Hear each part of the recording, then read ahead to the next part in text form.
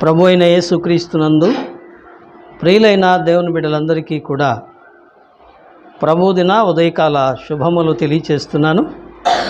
సర్వకృపానిధిగు దేవుని కృపావర్షం మిమ్ములను మీ కుటుంబాలను సమృద్ధిగా ఆశీర్వదించునుగాక. ప్రభుదినాన దేవుని వాక్యాన్ని జ్ఞాపకం చేసుకుందాం. ప్రియులరా, హోషే గ్రంథం అండి. పెద్ద ప్రవక్తల గ్రంథాలు అయిపోయిన తర్వాత, అనగా దానియేలు తర్వాత చిన్న ప్రవక్తల గ్రంథాల్లో మొట్టమొదటిది దానియేలు గ్రంథం, తర్వాత హోషే గ్రంథం ఉంటుంది. హోషే గ్రంథం 2వ అధ్యాయము 15-16 వచనాలు చదువుకుందాం. హోషే గ్రంథం 2వ అధ్యాయము 15-16 వచనాలు. పేజీ నెంబర్ చెప్పండి. 746 పేజీ. 746 పేజీ. హోషే గ్రంథం 2వ అధ్యాయము 15-16 వచనాలు చదువుకుందాం. అక్కడి నుండి దానిని తోడుకొని వచ్చి దానికి ద్రాక్ష చెట్లనిత్తును, ఆకోరు శ్రమగల లోయను నిరీక్షణ ద్వారముగా చేసేదను. బాల్యమున ఐగుప్తు దేశములో నుండి అది వచ్చినప్పుడు నా మాట వినునట్లు అది ఇచ్చట నుండి నా మాట వినును. నీవు బయలు అని నన్ను పిలువక నా పురుషుడవు అని పిలుతువు. ఇది యెహోవా వాక్కు. చాలండి. చదవబడిన ఈ వాక్య భాగము చాలా కృపతో కూడిన మాట. ఇది దేవుని మాట. అందుకే ఈ 2 వచనాల చివరిలో ఏమనుందండి? ఇదే యెహోవా వాక్కు కదండి, దేవుని మాట. ఇది దేవుడు చెప్పిన మాట. ఇది ఎవరిని గురించి చెప్పారు అంటే ఇశ్రాయేలీయుల గురించి చెప్పారు. ఇశ్రాయేలీయులను ఆయన ఐగుప్తు నుండి తీసుకొచ్చారు కదండి. అందుకే 15వ వచనం 3వ లైన్ చూడండి. బాల్యమున ఐగుప్తు దేశములో నుండి అది వచ్చినప్పుడు నా మాట వినునట్లు. విన్నరా? అది ఐగుప్తు దేశములో నుండి, అనగా ఐగుప్తులో ఇశ్రాయేలీయులు 450 సంవత్సరాలు బానిసలుగా ఉన్నారు. ఆ బానిసత్వము నుండి వారిని విడిపించి ప్రభువు వారిని కనాను దేశమునకు ప్రయాణం చేసి తీసుకొచ్చారు. అయితే వారు మధ్యలో దేవుని ఎదుట నుండి తప్పిపోయారు. దేవుని ఎదుట నుండి పాపం చేసి దేవునికి దూరస్తులై అరణ్యములోనికి వెళ్ళిపోయినట్టుగా, అంటే లోకస్తులతో కలిసిపోయారు, లోకంతో కలిసిపోయారు, అనగా పాపంతో కలిసిపోయారు. అందుకని ఆయన అంటున్నాడు, అక్కడ నుండి, అనగా ఎక్కడి నుండి? ఇప్పుడు 14వ వచనం చూడండి. పిమ్మట దానిని ఆకర్షించి అరణ్యములోనికి కొనిపోయి అక్కడ దానితో ప్రేమగా మాట్లాడుదును. అక్కడి నుండి దానిని తోడుకొని వచ్చి, అరణ్యము అనగా యెషయా గ్రంథం 14వ అధ్యాయంలో ఉంది. వచనాలన్నీ చెప్పుకుంటూ పోతే సమయం అవుతుంది. అక్కడుంది, లోకమును అరణ్యముగా చేశాడు. ఎవరండి? సాతాను. లోకాన్ని అరణ్యముగా చేశారు. అరణ్యం అంటే క్రూరమైనది. అరణ్యము అంధకార సంబంధమైనది. అరణ్యంలో క్రూర మృగాలు ఉంటాయి. అరణ్యంలో అపాయం పొంచి ఉంటుంది. కాబట్టి లోకం అలా తయారైపోయింది. దానికి కారణం ఎవరు? సాతాను. కాబట్టి ఆ లోకము నుండి, అక్కడి నుండి దానిని తోడుకొని వచ్చి ఏం చేస్తాడట? ద్రాక్ష చెట్లను ఇస్తాడట. ఇక్కడ ఒక పోలిక చెప్పి ముందుకెళ్తాను. పోలిక ఏంటంటే, ప్రియులరా, ఇశ్రాయేలీయులను అంజూరపు చెట్టుతో పోల్చారు. ఏమండి? అంజూరపు చెట్టును చూచి ఒక ఉపమానము నేర్చుకునడి అని ప్రభు అన్నారు. అయితే ఇక్కడ ఏమంటున్నారు? ద్రాక్ష చెట్లను ఇత్తును. అంజూరపు చెట్టు ఫలాలు లేని గొడ్డుబోతుగా నిలిచింది, తద్వారా శపించబడింది. అయితే ద్రాక్ష చెట్టు ఫలించింది. ఎంత ఫలించింది అంటే ఏమండి, 128వ కీర్తనలో సొలొమోను అన్నాడు, నీ లోగిట నీ భార్య ఫలించు ద్రాక్షావళి వలె ఉండును అన్నాడు. ద్రాక్షావళి యొక్క ప్రత్యేకత ఏంటంటే అది దాని శక్తికి మించి ఫలిస్తుంది కదండి. ద్రాక్ష చెట్టు ఆ తీగలు గెలలు వేస్తే ఆ గెలల కోసమట ద్రాక్ష తీగ కింద గుంటలు తవ్వుతారట. ఎందుకండి, విస్తారంగా గెలలు వస్తాయి, ఆ గెలలు ఎదుగుతూ ఉంటాయి.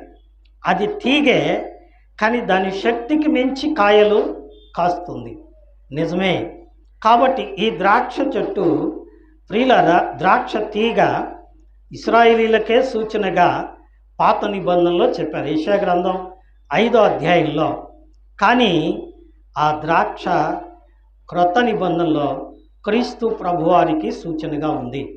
యోహాను సువార్త 15వ అధ్యాయంలో నేను నిజమైన ద్రాక్షావళిని, నా తండ్రి వ్యవసాయకుడు అని ప్రభువారు అన్నారు.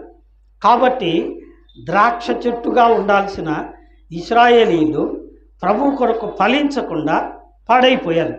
అందుకనే వారికి బదులుగా క్రొత్త నిబంధన సంఘాన్ని ప్రభువు ఏర్పాటు చేసుకున్నారు. రండి, వాక్యంలోని ప్రధాన అంశం ఇక్కడ అంటున్నాడు చూడండి. 2 మాటలు, శ్రేష్టమైన మాటలు ఇక్కడ మనం చదువుతాం. 15వ వచనం 2వ లైన్, ఆకోరు శ్రమగల లోయను నిరీక్షణ ద్వారముగా చేసేదను. వినరా? మొదటి మాట ఏంటండి? ఆకోరు లోయ. బ్రాకెట్లో దాని అర్థం రాశారు. ఏం రాశారండి? శ్రమ. ఆకోరు అంటే శ్రమ, శ్రమ. ఇంకో మాట మరొక చోట ఉంది, దాని తర్వాత నేను చదువుతాను.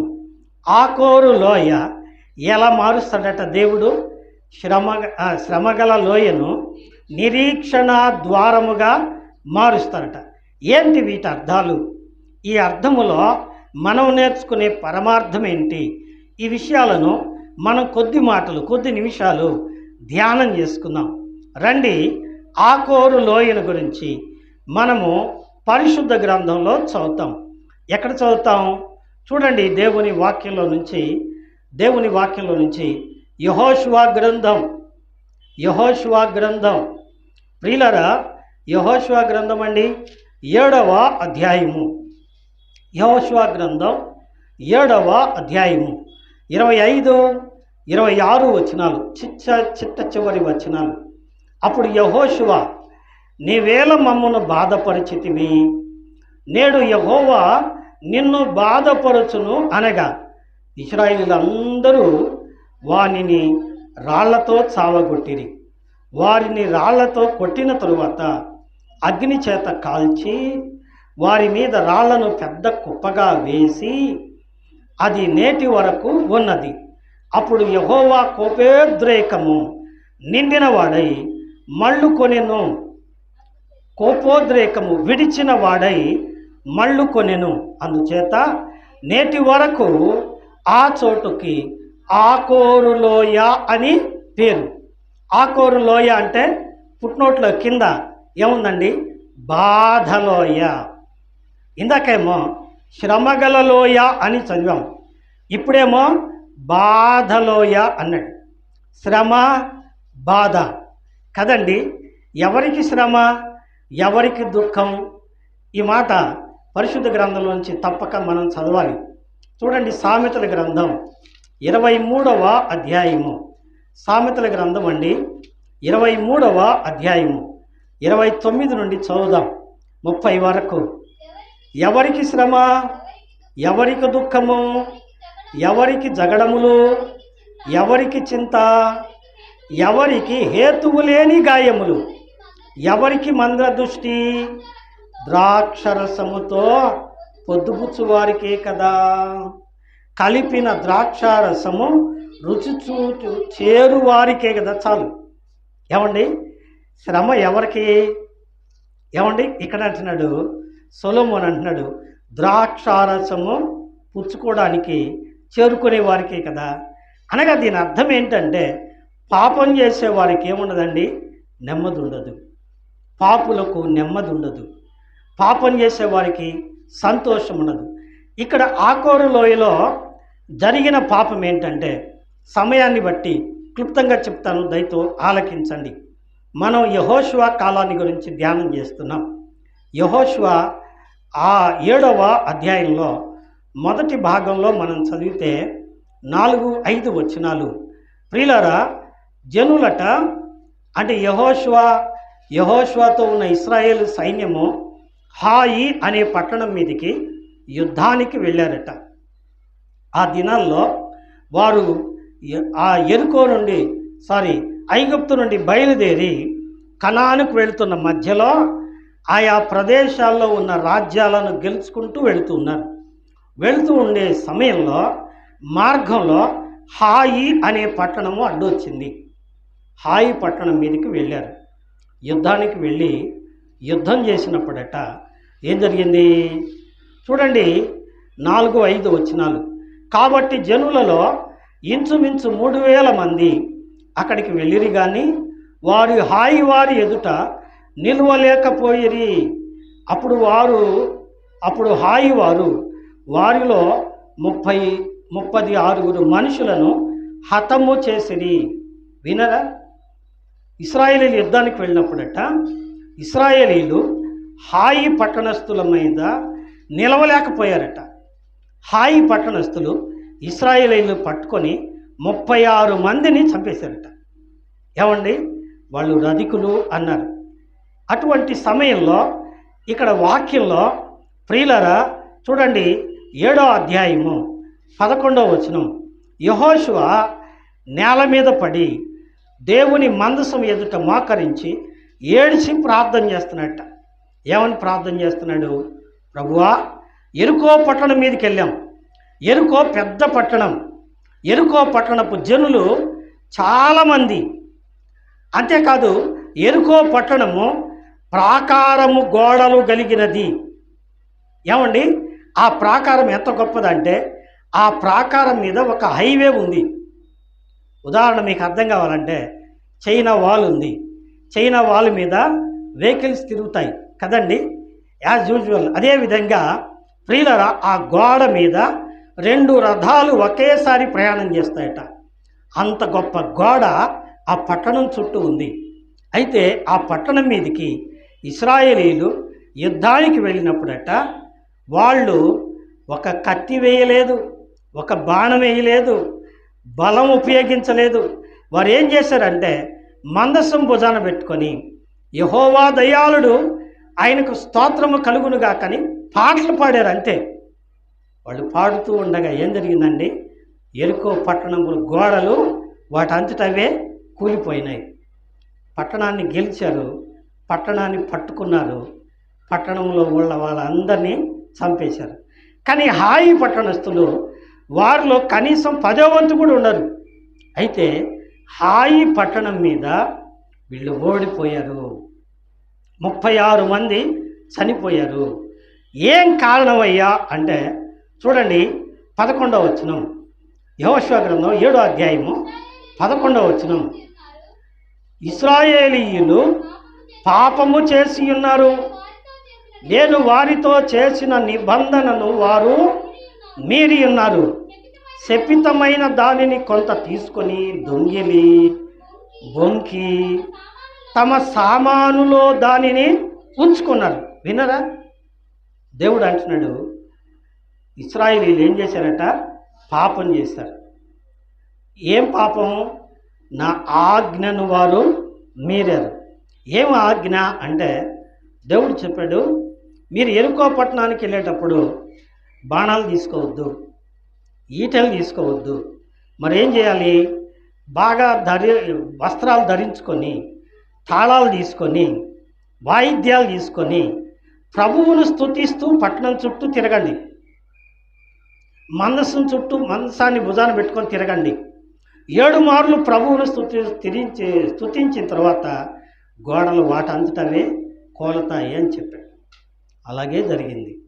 అయితే వెంటనే ప్రభు అన్నాడు, మీరు ఆ పట్టణములోనిది ఏమీ తీసుకోకూడదు, ఏమీ తీసుకోకూడదు.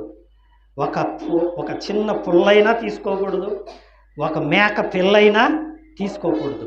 ఏం చేయాలి? మనుషులను కానీ పశువులు కానీ సమస్తమును అగ్నితో కాల్చండి, ఎందుకంటే యెరికో పట్టణము శపించబడింది అన్నాడు. అయితే ఇక్కడ అంటున్నాడు, ఏమంటున్నాడండి? ఇశ్రాయేలీయులు పాపం చేశారు కదండి, పాపం చేశారు. ఏం పాపం చేశారంటే, నా మాట మీరి యెరికో పట్టణములో నుండి సొత్తు తెచ్చి దాచిపెట్టుకున్నారు. ఎవరు తెచ్చారు? ఇప్పుడు అందరూ అదే కొట్లాడుతున్నారు, నేను చేశానా? ఏమండి, అందరు కలిసి ఏం చేశారు చెప్పండి? యెహోషువ మీద పడ్డారు. నువ్వు చేసే ఉంటావని యెహోషువ మీద పడేటప్పటికి యెహోషువ వచ్చి దేవుని పాదాల మీద పడ్డాడు. ప్రభువా, ఏంటిది? ఎందుకు ఇలా జరిగింది? నీ బిడ్డలు మహావీరులు కదా, ఎందుకు ఇలా జరిగిందని ఏడ్చినప్పుడు ప్రభు అన్నాడు, ఇశ్రాయేలీయులు చేశారు. యెహోషువ అడిగాడు, చెప్పండి అయ్యా, మీలో ఎవరైనా పాపం చేస్తే చెప్పండి అయ్యా, దేవుడు చెప్తున్నాడు అయ్యా అంటే ఎవరేం మాట్లాడలా. కానీ వాస్తవానికి ఎవరు చేశారండి? చూడండి, యెహోషువ గ్రంథం 7వ అధ్యాయము 1వ వచనం. శపితమైన దాని విషయములో ఇశ్రాయేలీయులు తిరుగుబాటు చేసిరి. ఎట్లనగా యూదా గోత్రములో జరహు మునిమడమడును జబ్ది మనముడును కర్మీ కుమారుడునైన ఆకాను శపితము చేయబడి దానిలో కొంత తీసుకొనేను గనుక యెహోవా ఇశ్రాయేల్ మీద కోపపడెను. ఎవరు చేశారు ఈ పని? ఆకాను. చేశాడు అంటే ఏం చేశాడు? దోచుకున్నాడు, తెచ్చుకున్నాడు, తన డేరాలో దాచిపెట్టుకున్నాడు. ఏం తెచ్చుకున్నాడో వివరాలు కూడా ఉన్నాయి. తెచ్చుకున్నాడు, దాచుకున్నాడు. ఏమి ఎరగనట్టు నిలబడ్డాడు. చెప్పట్లా. అందరిని అడిగాడు, చెప్పండి అయ్యా, చెప్పండి అంటే ఏమన్నారు? మేం కాదు, చేస్తే యెహోషువ చేసి ఉండాలి, ఆడే కారకుడు, ఆయనదంతే కానీ అందరికి బుద్ధి రాదు అన్నట్టుగా మాట్లాడారు. అలాగైతే ఇప్పుడు మరలా దేవుడి దగ్గరికి వచ్చి అడుగుతున్నారు, ఏం చేయమంటావు ప్రభువా? రేపు వాళ్ళందరినీ స్నానాలు చేసి సిద్ధపడి నా సన్నిధికి రమ్మని నేను పట్టిస్తా అన్నాడు దేవుడు. ఆ వచనాలు మీరు యెహోషువ గ్రంథం 7వ అధ్యాయం అంతా చదువుకోండి. ఇప్పుడు మొత్తాన్ని తీసుకొచ్చాడు. 16వ వచనం మనం చదువుకుంటూ పోతే దేవుడట ఇశ్రాయేలు 12 గోత్రాల్లో ఒక గోత్రాన్ని పట్టుకున్నాడట. ఏ గోత్రం? యూదా గోత్రం. యూదా అనగా స్తుతి. ప్రార్థన చేసేవాళ్ళే, ఆరాధన చేసేవాళ్ళే ఏం చేస్తున్నారు చెప్పండి? రహస్యంగా పాపము చేస్తున్నారు. ఎందుకు వచ్చిందయ్యా ఈ కష్టం అంటే, ఎవరి గురించి వచ్చిందయ్యా ఈ కష్టం అంటే, ఎవరేం మాట్లాడరు, నేనేమెరుగు. దేవుడు పట్టించాడు. యూదా గోత్రము పట్టబడెను. యూదా గోత్రములో వరుసగా కుటుంబాలన్నింటినీ తీసుకొచ్చాడు. గోత్రంలో కుటుంబాలన్నీ తీసుకొచ్చినప్పుడు 17వ వచనం జరహి వంశీయులు పట్టబడెను. 18వ వచనం జరహి వంశములు నిలబడ్డప్పుడు యూదా గోత్రములోని జరహు మునిమడును జబ్ది మనముడును కర్మీ కుమారుడైన ఆకాను పట్టబడెను. ఎవరు పట్టుకున్నారు? దేవుడు పట్టుకున్నాడు. దేవుని వాక్యంలో చక్కని మాట ఉంది, వారి పాపము వారిని నేను తిరగను, నేను ఎరగను, నాకు తెలియదు. మనుషుల ముందు మాత్రం చెప్పకపోయినా దేవుడు చూడకుండా ఉంటాడా? దేవుడికి తెలియదా? నిజమే.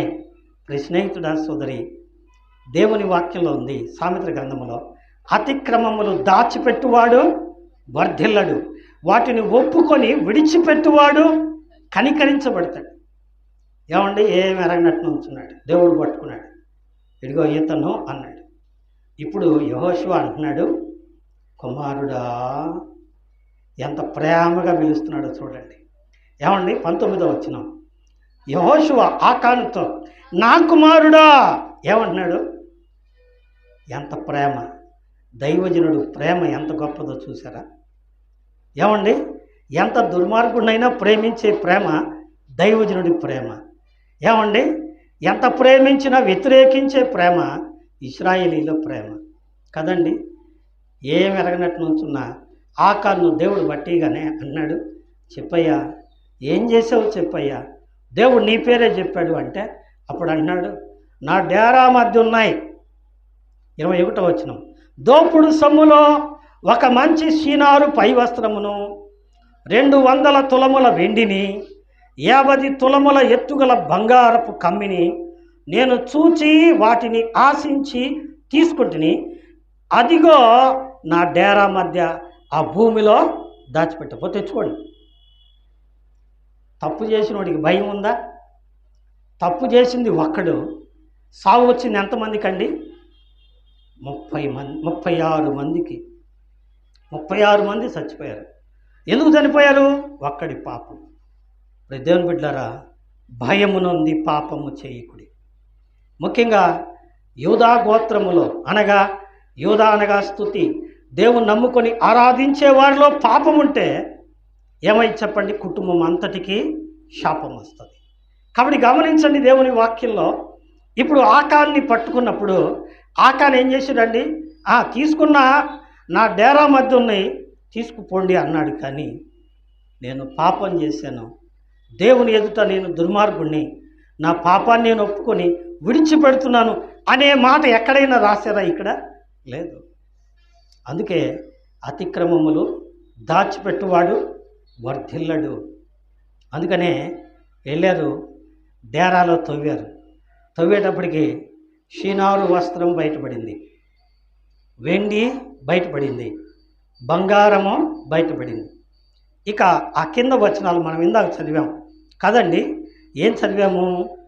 అతను తీసుకొచ్చిన 24వ వచనం 3వ లైన్ ఏమండి, ఆకాను ఆ వెండిని, ఆ పై వస్త్రమును, ఆ బంగారు కమ్మిని, ఆకాను కుమారులను, కుమార్తెలను, ఎద్దులను, గాడిదలను, మందను, డేరాను, వానికి కలిగిన సమస్తమును పట్టుకొని ఆకోరు లోయలోనికి తీసుకొని. తప్పు చేసింది ఎవరు? భార్యకి చెప్పాడా? ఏమండి, మనం అనుకుంటాం నేను చేసేది నా భార్య చూసిందా అనుకుంటాం కదండి. మనం అనుకుంటాం మా ఎరుముఖం వాడికి ఏం తెలుసులే అనుకుంటాం. కానీ ఈ ఎరుముఖం వాళ్ళందరికీ తెలియదు. అందరికంటే గొప్ప ఆయన పైనుంచి చూస్తున్నాడు. ఏమండి, పెద్దోళ్ళు అంటారు గంపంత కన్ను పెట్టుకుని ఆయన చూస్తున్నాడంట కదండి. మీరు తర్వాత చదువుకోండి, సామెతలు 15వ అధ్యాయంలో ఉంది. దేవుడు యెహోవా ఆకాశము నుండి నరులను పరిశీలించి చూస్తున్నాడట. తప్పించుకోగలమా కదండి. ఆకాను తప్పించుకోలేకపోయాడు. పట్టుకున్నారు, తీసుకొచ్చారు, ఆకోరు లోయలోకి తీసుకొచ్చి ఏం చేశారండి? అతన్ని, ఆ బంగారాన్ని, ఆ వెండిని, ఆ షీనారు వస్త్రాన్ని, భార్యను, బిడ్డలను అనగా కుమారులను, కుమార్తెలను, బంధువులను, గొర్రెలను, గొడ్లను అక్కడ చదివాం, అన్నీ చదివాం కదండి. మొత్తానికి వచ్చింది షేటు కదండి. వాక్యంలో ఉంది, పొలిసినది కొంచెమైనను ముద్దంతయో జాగ్రత్త సుమ. దేవుని సన్నిధిలో కొంచెం పాపం ఏం చేసిందండి? కొంచెము బలహీనత ఏమండి నీతంతా తేలగొట్టుద్దంట. ఇప్పుడు ఏమైపోయింది? అందరికీ మరణం వచ్చింది. ఇప్పుడు అందుకనే ఏమండి ఏం చేశారు? మొత్తాన్ని తీసుకొచ్చి ఏం చేశారు? రాళ్లతో కొట్టి, అక్కడ ఉంది కదా ఇందాక చదివాం, వారిని రాళ్లతో కొట్టి అగ్ని చేత కాల్చి. ఏమండి, రాళ్లతో కొట్టారు, అగ్ని చేత కాల్చారు. 26వ వచనం మీ తర్వాత చదువుకోండి. చంపేసి వాళ్ళని బూడిద చేసి దాని మీద రాళ్ళు పెద్ద కుప్పగా పెట్టి దాని మీద బోర్డు రాశారు. ఏమని? ఆకోరు లోయ. వాక్యంలో ఉంది. ఏమండి, వాక్యంలో ఉంది, పాపము వలన వచ్చు జీతము మరణం. రోమపత్రిక 6వ అధ్యాయము 23వ వచనం. పాపం వలన వచ్చు జీతం ఏంటంట? మరణము. అందుకనే కీర్తనకారుడు అన్నాడు 89వ కీర్తన 48వ వచనంలో, మరణమును చూడక బ్రతుకునేవాడెవడు? పాతాళము యొక్క వశము కాకుండా తన్ను తాను తప్పించుకొనగలవాడు ఎవడున్నాడు అని. అలాగైతే మరణం నుండి తప్పించడానికి, పాపం నుండి తప్పించడానికి దేవుడు ఒక ఆలోచన చేశాడట.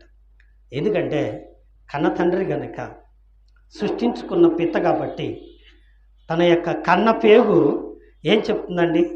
అయ్యో నా బిడ్డలు నశించిపోతున్నారని ప్రేమతో ఆయన ఒక ఆలోచన చేశాడు. ఏమని? ఆకోరు లోయను ఏం చేస్తాడట? నిరీక్షణ ద్వారముగా చేస్తాడట. ఏమండి? నిరీక్షణ ద్వారముగా చేస్తాడు. ఏమిటి నిరీక్షణ? ఏమిటి నిరీక్షణ? రండి, రోమీయులకు రాసిన పత్రిక, రోమీయులకు రాసిన పత్రిక చూడండి, 5వ అధ్యాయం. రోమీయులకు రాసిన పత్రిక అండి, 5వ అధ్యాయం, రోమా పత్రిక.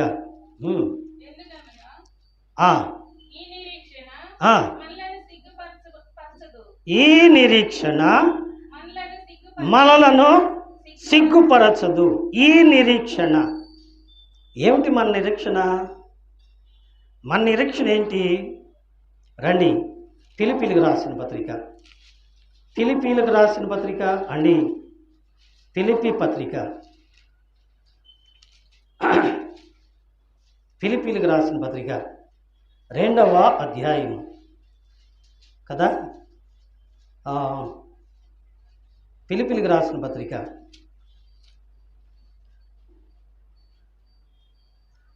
3వ అధ్యాయం 26వ వచనం. మన పౌరస్థితి పరలోకమందున్నది, అక్కడ నుండి ప్రభు అయిన యేసుక్రీస్తు అను రక్షకుని నిమిత్తము కనిపెట్టుచున్నాము. ఎస్, వినరా? నిరీక్షణ అంటే కనిపెట్టడం, ఎదురు చూడటం. ఎవరి కోసం ఎదురు చూస్తున్నాం? వేద పండితులు ఎదురు చూశారు. ఏమని?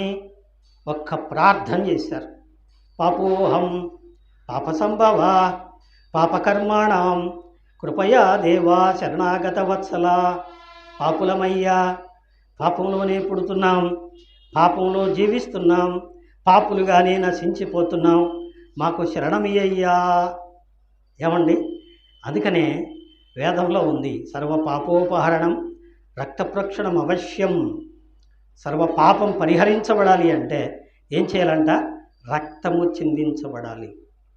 అందుకని ఎబ్రీ పత్రిక చెప్తుంది, రక్తము చిందించబడకుండా పాప క్షమాపణ కలుగదు. అందుకనే మనకు ఏం కావాలి చెప్పండి? రక్షకుడు కావాలి.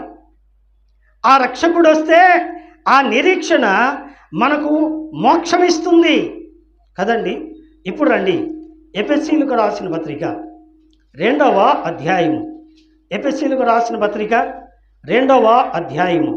వారితో కలిసి మనమును 3వ వచనం, శరీరము యొక్కయు మనసు యొక్కయు కోరికలను నెరవేర్చుకొనుచు మన శరీరములను అనుసరించి మునుపు ప్రవర్తించుచు కడమ వారి వలె స్వభావ సిద్ధముగా దైవోగ్రతకు పాత్రులమై ఉంటిమి. ఎట్టున్నామండి? దేవుని కోపానికి పాత్రులమైపోయాం. ఏం చేస్తున్నాం? మన ఇష్టం. ఏమండి? ఎవడిష్టం వాడిది. ఏమండి? తాగి పొరిలేవాడిని ఎందుకురా నీకు కర్మ అనండి. ఏమండి? నా ఇష్టం, నువ్వెవరు చెప్పడానికి అంటాడు కదండి. ఏమండి? ఆయన ఇష్టం. ఏమిష్టం? కష్టపడి అబద్ధం ఆడి మోసం చేసి సంపాదించడం ఆయన ఇష్టమే, సంపాదించింది ఆడబోయటం ఆయన ఇష్టమే, బురదలో పొడిలాడటం కూడా ఆయన ఇష్టమే. కానీ దేవునికి అది ఇష్టమో లేదు. అందుకే దేవుడు అంటున్నాడు, నాకు ఇష్టము లేదు. దేవుడు నిన్ను సరిదిద్దాలని కోరుతున్నాడు.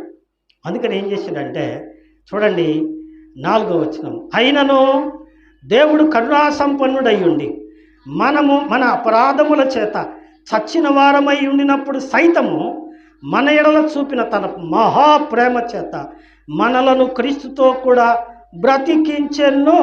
ఏం చేశాడట? క్రీస్తుతో కూడా బ్రతికించాడు. ఎట్లా? ఏమండి? ఒకరోజు యేసయ్య దేవుని మందిరం దగ్గర కూర్చొని, యెరూషలేము దేవాలయం దగ్గర కూర్చొని వాక్యం చెప్తూ ఉన్నట్ట. శాస్త్రులు పరిసయ్యులు వచ్చారు. ఒక స్త్రీని తీసుకొచ్చి, ఆ స్త్రీ ఎవరు? పేరు లేదు అక్కడ.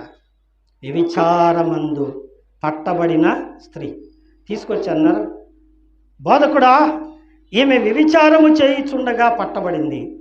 అయితే ఈమెను రాళ్లతో కొట్టవలనని ధర్మశాస్త్రంలో మన మోషే చెప్పాడు కదా, కాబట్టి ఈమెను రాళ్లతో కొట్టమందురా. ఆకాన్ని ఏం చేశారండి?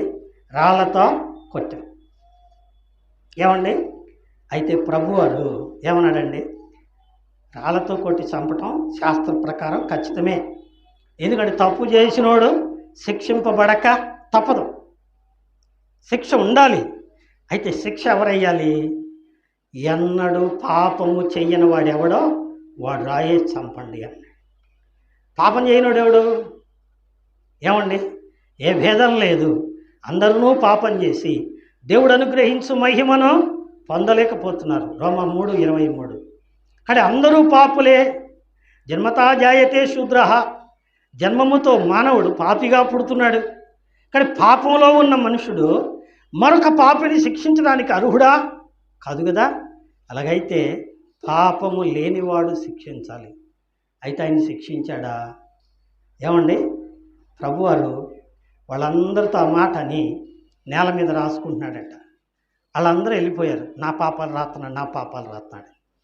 అందరూ వెళ్ళిపోయిన తర్వాత యేసయ్య పైకి లేచి అన్నాడు, ఏరమ్మా, నిన్ను శిక్షిస్తాను, రాళ్ళతో కొడతాం, చంపుతాం అన్నోళ్ళు లేరంటే, ఎవరు లేరు ప్రభువా, ఆ ఒక్కతే మిగిలింది.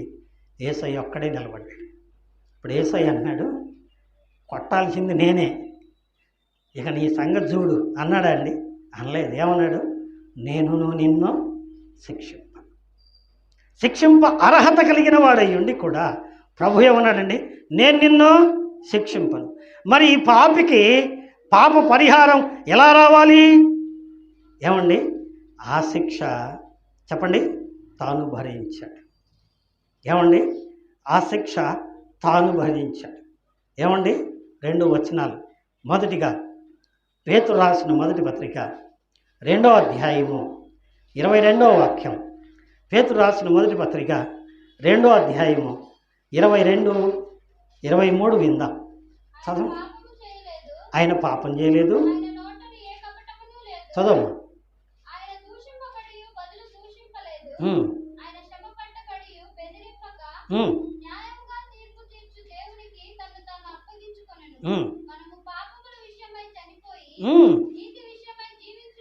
మనము పాపముల విషయమై చనిపోయి నీతి విషయమై జీవించున్నట్లు ఆయన తానే తన శరీరమందు మన పాపములను మాను మీద ఏం చేశాడట?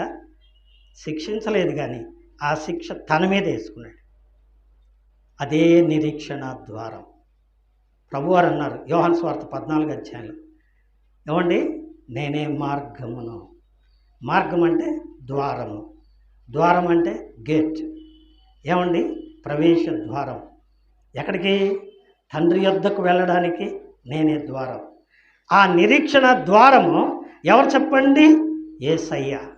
ఆ యేసయ్య శిక్షించలేదు, కానీ శిక్షను తాను భరించి రోమపత్రిక 4వ అధ్యాయం చివరి వచనంలో వ్రాయబడ్డట్టు ఆయన మన అపరాధముల నిమిత్తమై అప్పగింపబడి మనలను నీతిమంతులుగా తీర్చడానికి లేపబడెను. ఏమండి? మనల్ని లేపి రాళ్లతో కొట్టబడాల్సిన మనల్ని రాళ్ల నుండి తప్పించి, ఆకాను రాళ్లతో కొట్టబడ్డాడు, చంపబడ్డాడు, సమాధి చేయబడ్డాడు. ఏమండి? ఎక్కడికి వెళ్ళి ఉంటాడు? పాపంలో చచ్చిపోయాడు కనుక నరకానికే వెళ్ళి ఉంటాడు. కానీ నీవు నేను ఆకానికంటే ఇంకా తెలివైన పాపపు మోసగాలమైనా మనల్ని క్షమించి మన కొరకు కృపగల దేవుడు ఏమండి? కృపా ద్వారాన్ని అనగా నిరీక్షణ ద్వారాన్ని, the gate of hope open చేసి ఏం చేశాడండి? తన 2 చేతులు చాపి మన 2 చేతులతో చేసిన పాపాల కొరకై ఇనుప చీలలు కొట్టించుకున్నాడు. తన 2 కాళ్ళను మెలబెట్టి మన కాళ్ళతో చేసిన పాపాల కొరకు కాళ్ళలో చీలలు కొట్టించుకున్నాడు. తన తలను ముళ్ళ కిరీటానికి అప్పగించుకున్నాడు. కొడాల చేత దేహమంతా చీల్చుకున్నాడు. ప్రక్కలో ఈటితో పొడిపించుకున్నాడు. ధారలుగా రక్తం కార్చిన యేసయ్య అన్నాడు, ఇది నా రక్తము, మీ పాప క్షమాపణ కొరకై చిందించబడుచున్న నిబంధన రక్తం అని చెప్పాడు. కాబట్టి రోమపత్రిక 5వ అధ్యాయము 8, 9 వచనాలు. కాబట్టి ఆయన రక్తము వలన ఇప్పుడు మనము నీతిమంతులుగా తీర్చబడి మరింత నిశ్చయముగా ఉగ్రత నుండి తప్పించబడదుము. దైవాగ్రతకు ఆకాను బలైపోయాడు ఆకోరు లోయలో. కానీ దేవుని యొక్క కృపను బట్టి, యేసయ్య శిలువ త్యాగాన్ని బట్టి నిన్ను నన్ను ఏం చేశాడు చెప్పండి? ఏమండి? ఒక నిరీక్షణ దయచేయాడు పరలోకానికి. ఇప్పుడు రండి, ఎఫెసీ పత్రిక 2వ అధ్యాయము 6, 7 వాక్యాలు విందాం. ఆయన మనకు చేసిన ఉపకారము ద్వారా అత్యధికమైన తన కృపా మహదైశ్వర్యమును రాబో యుగములలో కనపరచు నిమిత్తము క్రీస్తు యేసునందలి మనలను ఆయనతో కూడా లేపి, క్రీస్తు యేసు నందు మనలను ఆయనతో కూడా లేపి పరలోకమందు ఆయనతో కూడా కూర్చుండబెట్టెను. వినరా? వాస్తవానికి ఆకారంలాగా మనం చేసిన పాపాలకి మనం ఏమైపోవాలి? బలైపోవాలి, రాళ్లతో కొట్టబడాలి. వ్యభిచార స్త్రీని రాళ్లతో కొట్టారు, కానీ కొట్టనీయలేదు యేసయ్య.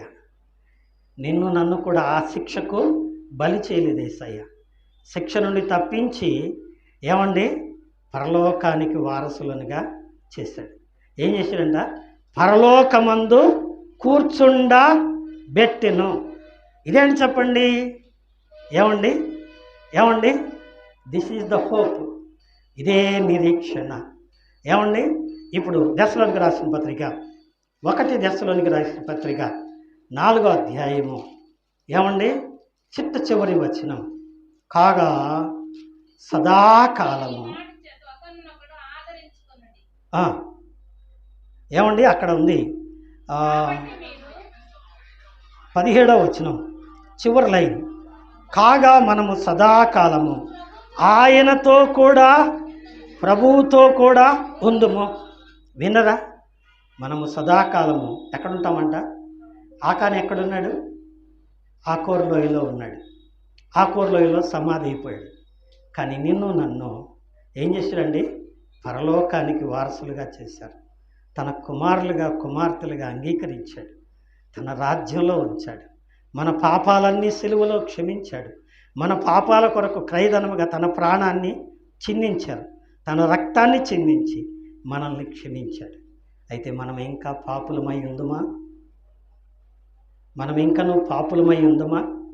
రక్షించబడిన తర్వాత ఇంకా పాపాలు చేద్దుమా? అలా చేస్తే ఏమండి? మనిషి కుమారుని మరలా సిలువ వేసిన పాపం ఎవరిది చెప్పండి?